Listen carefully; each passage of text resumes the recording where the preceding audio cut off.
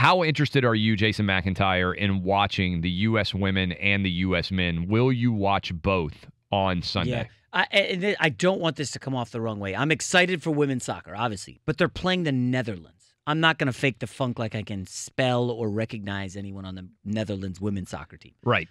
I have watched every Women's World Cup game. They've been great. I will definitely 100% watch the match. I'm a little more excited for USA men versus Mexico because the rivalry is heated and they hate each other badly. The game's going to be, I believe, in Chicago. That's It's been sold out for days. Usually, when the U.S. men go to Mexico, the Mexican fans act rabid and throw cups full of urine and vomit at the players on the field. It's a heated rivalry. They hate each other. The Mexican men's team has a forward who is nasty. He scored an awesome goal. He had a great game against Haiti. They won by luck. But I'm a little more excited for U.S. men versus Mexico just because of the rivalry. I will watch both. I also think I might try to play tennis Sunday morning. Just I haven't played tennis in a while. honor of Wimbledon. Yeah. Do you play tennis at all? I not really. So I mean, it's great workout. I played a little bit when I was a kid growing up. And my kids, I have 3 boys now, so we have played every sport. We haven't played tennis. So tennis is good. And listen, I'm not gonna lie to you here. There are some tennis coaches who are females who are play at college and they teach kids and they're very good. And then you think, I can beat this girl. And then you get and start hitting with them and it's like, oh, I cannot beat this girl at tennis. And it doesn't hurt that they have a large following on Instagram. They will crush you. They will crush you. No joke. So if you have to choose between the two, U.S. men. No, I'm watching both. No. But make a pick here. And Danny G, I'll bring you in on this too. Maybe Iowa Sam. You have to watch only one. You've got the U.S. women going up against the Netherlands in the World Cup final. The U.S. women are substantial favorites. Big what did you say, minus 500? Minus 500. You got to pay $500 to win 100. Yes. Okay. And then the men are a little bit of an underdog against Mexico in the Gold Cup final. Now, I should also tell you what time they're on. The women, I believe, are on at 8 a.m. on the West Coast, 11 a.m. on the East Coast. So some of you out there coming back from Saturday night, you got to wake up early. From gotta church. Turn on the, Come home from church. Got to turn on. Maybe there's some church conflict. Got to turn on the U.S. women. And then in the evening, we've got the men in the Gold Cup going up against each other, going up against Mexico. So you can only watch one. Let's say I'm going U.S. women.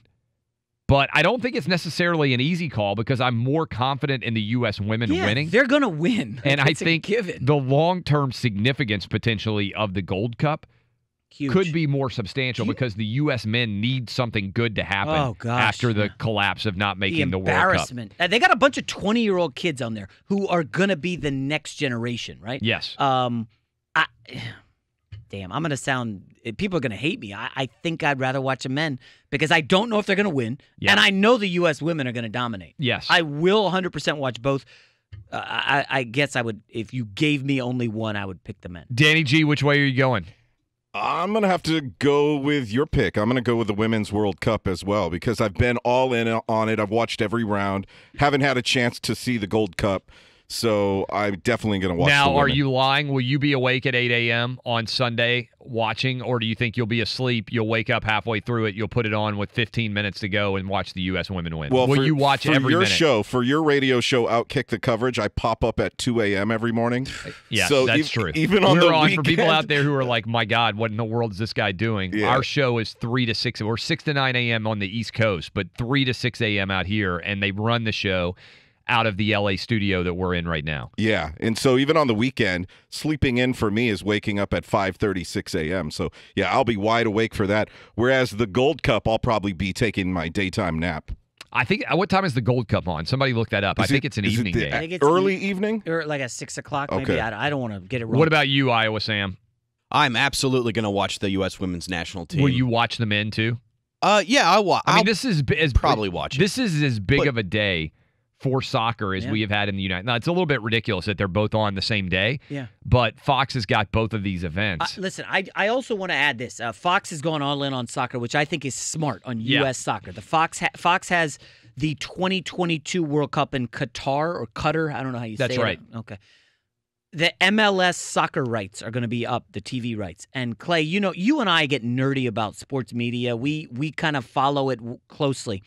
I actually believe there's going to be a market for the MLS rights, like a big one. And I think Fox would be wise to jump in on that. Soccer is big in this country. The women's team is huge. The men's team is, kind of perpetual underdogs and disappointments. But I do believe that there is a market for MLS. And by the way, some of these European stars end up coming over here in the twilight of their career. Galaxy has a big star. I think that a couple. I would not be shocked if Messi and Ronaldo are in the MLS in 2 or 3 years. And that's why I think the TV rights for MLS are going to be big. I know there's a lot of soccer bashers out there. Clay, soccer's a fun sport, man.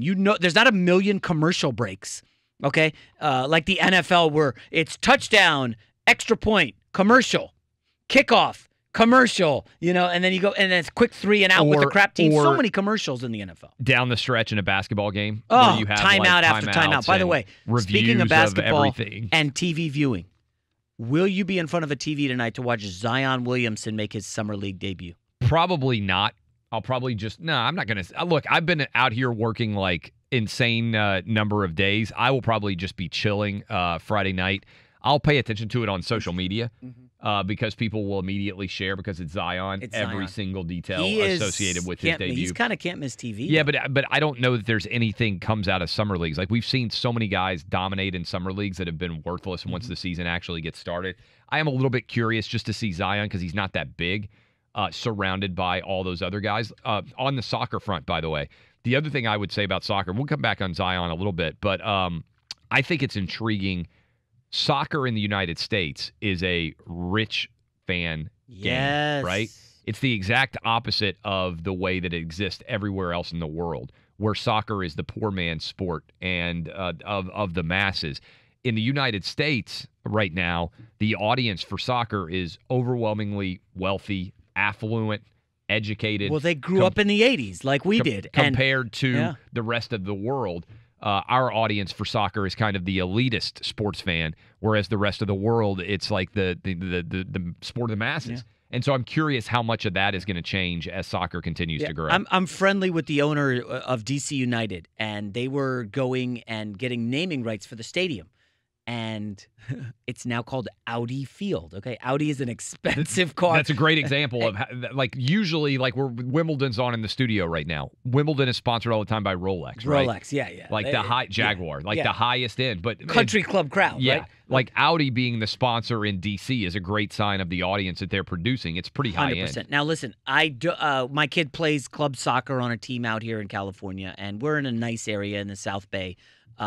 And we've got a bunch of kids, who they don't really want off the field. You come off the field, like, oh, can we go to the pool? Can we go to the beach? Yeah. They've got this great life. They play in tournaments where they've got to play some kids who come from, different areas out here in California. And they were playing a team, and, I'm at the game watching. My kid's definitely not one of the better players on the team. He's the youngest guy on the team. Yep. And the other team's parents are talking all Spanish, and you could just see the want and the hunger. It's similar in Argentina. You don't make this soccer team, Boca Juniors. Hey, man, you're going to be working in a factory for the next 40 years. You better put everything you've got into it. And then my kid goes home. He's got 500,000 Pokemon cards, and he's like, hey, we got to go see the new Toy Story movie. What restaurant are we going to go to this weekend? And I just see that, and then I look at these soccer teams and the effort and the energy, and they know that's their way out. And, some people say this about U.S. soccer. Like, it's becoming a wealthy sport. And if you can play on the traveling teams, you can afford it. Whereas maybe we should be getting the kids who can't afford it, Clay. Oh, I don't think there's any doubt about that. I mean, and this gets into a larger issue in U.S. soccer. I don't think it's about, the people out there listening right now, a lot of them will say, well, if our best athletes played soccer. No. We don't have enough skill. That's it. Like, we have plenty of athletes, and I think we get into how do we develop them. It's fascinating. We were talking earlier about, market-based capitalism versus socialism, everything else. What's fascinating to me is all these European countries, which are, they have these huge safety nets. They are diabolical when it comes to developing their soccer stars. They bring the best 12-year-olds in. They put them into an academy. And if you're not the best 13-year-old, they kick you out. and they continue to winnow by the number of reps and by the amount of talent and training they do, such that by the time they're done, they have created an incredibly skilled group. And this goes into basketball too, and I think you'll agree with me on this. Basketball in America for a very long time was taught like football. And what I mean by that is you see somebody tall, you're like, you're a center. You see someone kind of tall, you're a power forward. You see somebody small, you're a point guard. And in Europe, they taught basketball, and that's football based, right? Like you find somebody, like you're a defensive end, you're a linebacker, like you're a corner or whatever it is, and you put people and slot them into different positions. You're the kind of fat kid. You'll be on the offensive line, right? Yeah. And so everybody has a discrete job. But if, for instance, you're the right guard, your ability to suddenly go out and play wide receiver would be virtually zero, right? Yeah. And if you're a defensive end, probably, unless you're one of the freakazoids, your ability to drop back and play safety would be almost negligible. In soccer, every position needs to be able to play. Every guy needs to be able to play multiple positions because you're constantly shifting, and that's how they taught basketball. And so that's how the stretch four happens, and that's really kind of taken over the NBA now, where you have to be able to switch and play virtually every position. And so it's really kind of wild to think about how the globalization of soccer has also in some ways impacted the globalization of basketball. Let me quickly mention, there is a phenomenal story that was in the New York Times. I clipped it, I printed it, I saved it, I sent it to everybody. Look it up if your kids are into soccer. How a Soccer Star is Made. New York Times, 2010. Basically talks about these academies. By 8 or 9 or 10, they've in identified the Netherlands, all the best. They've got you. And you know how you need 10,000 hours, according to Gladwell. These kids are getting it by the time they're like 15, 16. But normally in America, because people do maybe 1 hour practice a day, maybe 3 days a week, dude, they're doing 5-6 hours a day. And this is why they're getting ahead. We just want a broad human who is a little kid who does math and science and all this fun stuff. And, these kids are focusing in granular detail daily on soccer.